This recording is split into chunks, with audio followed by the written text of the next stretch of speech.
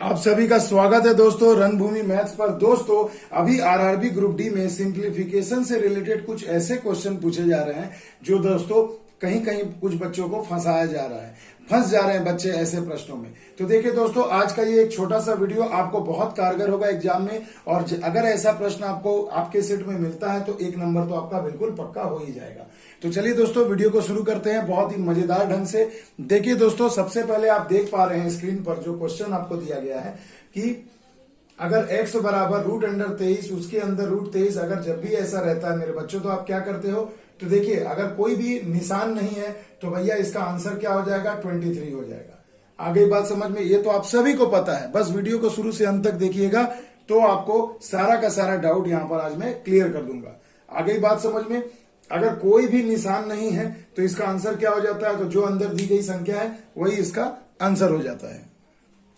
अब देखिए दोस्तों, अगला जो क्वेश्चन है आपके स्क्रीन पर है, दिया गया x इक्वल टू √2 तो ऐसे प्रश्नों में हमें क्या करना है दोस्तों। देखिए मैं क्यों बता रहा हूं, अभी आपको इसका फायदा समझ में आएगा कि ऐसा क्यों बताया जा रहा है। डॉट डॉट इंफिनिटी तक दिया है, यहाँ इंफिनिटी नहीं है, माफ करिएगा, ये इंफिनिटी यहाँ पर नहीं है। इंफिनिटी रहता तो 2 ही आंसर हो जाता, इंफिनिटी नहीं रहेगा तो अभी एक इस टाइप का क्वेश्चन पूछा जा रहा है। तो इसमें देखो मेरे बच्चों, आपको करना क्या है, सीधी सी बात है। देखिए जो 2 है, अंदर में जो संख्या दी गई है उसे आपको चुपचाप लिख देना है। उसके बाद आप यहाँ पर रूट काउंट करो कितना है, तो देखिए ये 1 रूट, ये 2 रूट और ये एक 3 रूट, या आप सीधे नंबर को भी गिन सकते हैं 1 2 3। तो आपको क्या करना, ये जो 3 है ना, इसे आपको 2 के पावर में लिखना है। तो 2 का क्यूब कितना हो गया भाई, 8। अगर मान लो यहाँ 4 संख्या रहती या 5 बार दिया रहता तो हम लिखते 2 का पावर 4। अगर 5 लिखा रहता 5 बार तो अपन लिखते 2 का पावर 5, तो 32 हो जाता। तो जो भी है दोस्तों, बस आपको सिर्फ ये ध्यान रखना कि ये अनंत तक नहीं दिया होना चाहिए, इंफिनिटी तक नहीं जाना चाहिए।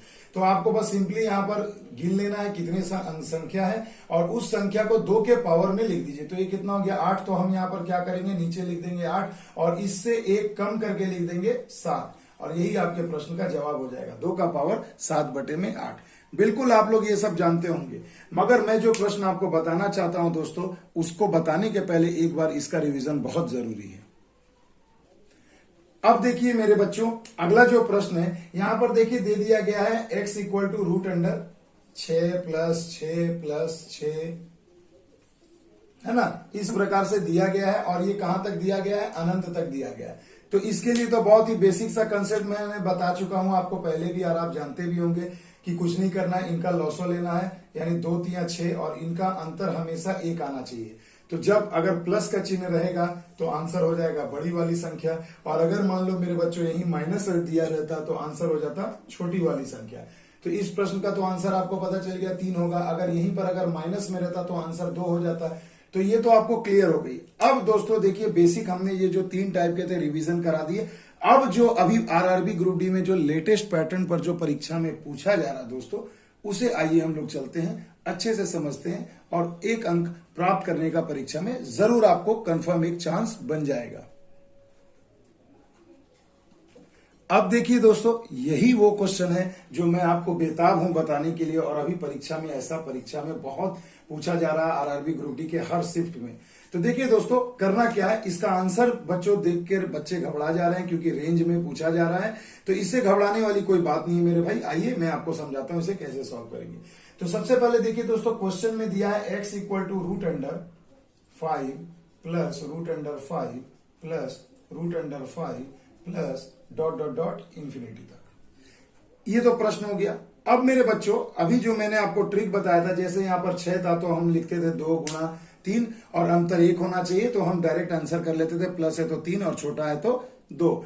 मगर मेरे बच्चों यहां पर देखिए, यहां अगर आपको मैं इसका 2 फैक्टर निकालने को कहूं जिसका अंतर 1 आना चाहिए, तो देखिए ये संभव नहीं हो पा रहा है।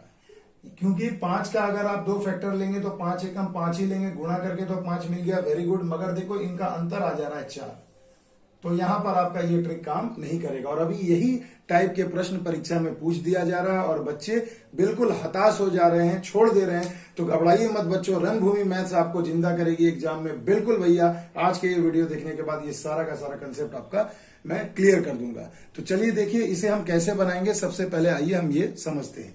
तो देखो मेरे बच्चों, जब हमें पता चल गया कि यहाँ एक ऐसी संख्या दी गई है जिसका हमें दो फैक्टर लेना है और वो दोनों फैक्टर नहीं निकल पा रहा, तो हम क्या करेंगे, इसकी नेक्स्ट संख्या को देखेंगे, इसके बाद वाली संख्या को हम लोग देखते चलेंगे। जैसे देखो यहाँ पर 5 था, तो 5 में तो नहीं हुआ, तो हम क्या करेंगे, ले लेते हैं 6, इसके जस्ट बाद वाली संख्या। अब इस जस्ट बाद वाली संख्या का आपको ये देखना है कि क्या इसका कोई ऐसा दो एलसीएम निकल पा रहा है, दो गुणनखंड, दो फैक्टर निकल पा रहा है जिसका अंतर 1 हो और गुणा करके 6 आए। तो देखिए जी हाँ दोस्तों, ये हो गया 2 और ये हो गया 3, 2 3 6 और इनका अंतर 1 आ रहा है। यानी मेरे बच्चों, अब आंसर आपको किस तरीके से लिखना है, ये ध्यान से देखने वाली बात होगी कि देखो, जब ये 5 नहीं हुआ तो इसके अगली वाली संख्या 6 हो गई, तो आपको आंसर ऐसे लिखना है कि ये जो x की वैल्यू पूछी गई है तो आप यहां लिख देंगे x, और इसका जो मान होगा वो बड़ा या तो बराबर होगा 2 से और छोटा या तो बराबर होगा 3 के। तो यही आपके प्रश्न का आंसर हो जाएगा। आ गई बात समझ में? देखो कितने जबरदस्त तरीके से मैंने आपको समझाया है, क्योंकि दोस्तों बस यही एक कंसेप्ट है जो आपको परीक्षा में ऐसे प्रश्नों को सॉल्व इजीली करने पर आपको बिल्कुल आप कायम हो जाओगे कि आप ऐसे प्रश्न को इतना आसानी से सॉल्व कर लोगे कि जहां बच्चे अगल बगल कंफ्यूज हो जाएंगे कि इतना इजी क्वेश्चन छूट गया, मगर आप दोस्तों वहां खुशी खुशी घर जाएंगे। तो देखिए यही था आज का वो क्वेश्चन। आइए ऐसा एक क्वेश्चन मैं आपको और बताता हूं। तो देखिए दोस्तों, अगला जो क्वेश्चन है बहुत ही बेहतरीन है। देखिए यहां पर दे दिया गया x equal to √7 plus √7 plus √7 plus ये डॉट डॉट करके अनंत तक गया। देखो फिर वैसा ही मिलता जुलता क्वेश्चन है बिल्कुल। अब आप ये सोचिए ना भाई कि आप यहां पर क्या कर सकते हो। तो देखो 7 का तो एलसीएम अगर मैं दो ऐसा फैक्टर में तोड़ूं तो कोई भी ऐसा फैक्टर नहीं जिनका अंतर 1 आए। 7 का ऐसा कोई फैक्टर है ही नहीं। तो हम क्या करेंगे, ये 7 था तो ये तो आंसर हमारा, इसको हम ले नहीं सकते, तो अपन 8 लेंगे। 8 को अगर जरा तोड़ो तो देखो क्या हो जाएगा, 4 दूनी 8, अंतर फिर से 1 आपको नहीं मिलेगा, तो ये भी नहीं हो सकता है ना। अगर मैं 9 लेता हूं तो देखो क्या हो जाएगा, 3 3 9, घट के 0 आ जाएगा, तो ये भी नहीं होगा। अगर मैं 10 लेता हूं तो 2 पंजे 10 होगा भैया, तो अंतर देखो यहाँ पर क्या आ जा रहा, 3 आ जा रहा, तो ये भी नहीं होगा। 11 मैं लूं तो 11 तो एक प्राइम नंबर है, तो 11 और 1 ही होगा, तो घट के 10 आएगा, तो ये भी नहीं होगा। अगर इसके बाद जैसे ही मैं 12 पर पहुंचता हूं तो मैं देख पा रहा हूं कि भैया इसका दो फैक्टर मैं ले सकता हूं, 3 चौके 12, और दोनों का अंतर आपको 1 मिल रहा है, यानी आपको 12 लेकर के बनाना है। आ गई बात समझ में? मजा आ रहा है ना। तो देखो जैसे ही हमें पता चल गया कि भैया 12 होगा, तो आप इसका आंसर कैसे लिखोगे, ये जो x है, ये जो x है, इस x की वैल्यू आप कैसे लिखोगे, छोटे वाले फैक्टर को बाएं तरफ लिख दो, लेस इक्वल 3, है ना। 3 छोटा होगा x से, या तो बराबर होगा, या तो x बड़ा होगा 3 से, या तो बराबर होगा। लेकिन x का जो मान होगा वो 4 के, या तो 4 से छोटा होगा या तो बराबर होगा। तो देखो ये आपका आंसर मिल जाएगा।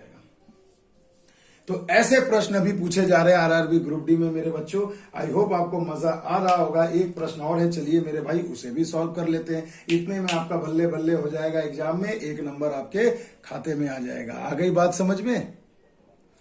अब देखिए दोस्तों, अगला जो क्वेश्चन है आपके स्क्रीन पर है, x इक्वल टू दे दिया गया है √3 plus √3 plus √3 plus dot dot dot करके अनंत तक चला गया। अब आप सोचिए मेरे भाई, फिर से वही कंसेप्ट मैं बता रहा हूं, ध्यान दीजिएगा कि देखिए 3 का तो अगर फैक्टर में लूंगा, प्राइम नंबर है तो 3 एकम 3 होगा, अंतर 2 आ जाएगा, ये तो अपन ले नहीं सकते, तो 3 तो हम ले नहीं सकते।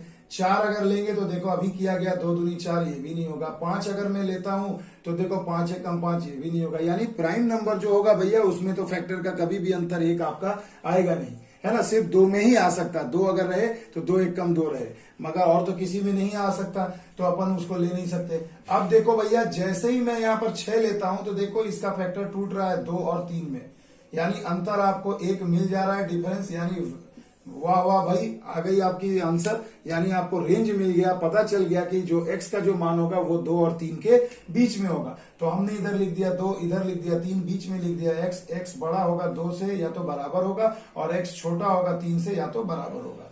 तो देखिए ये आपके प्रश्न का जवाब हो गया। इस तरीके से रेंज वाइज, रेंज में लिख करके आपको पूछा जा रहा है आंसर। तो ऐसे क्वेश्चनों में अब मुझे नहीं लगता है कि आपको किसी भी प्रकार की दिक्कत होगी।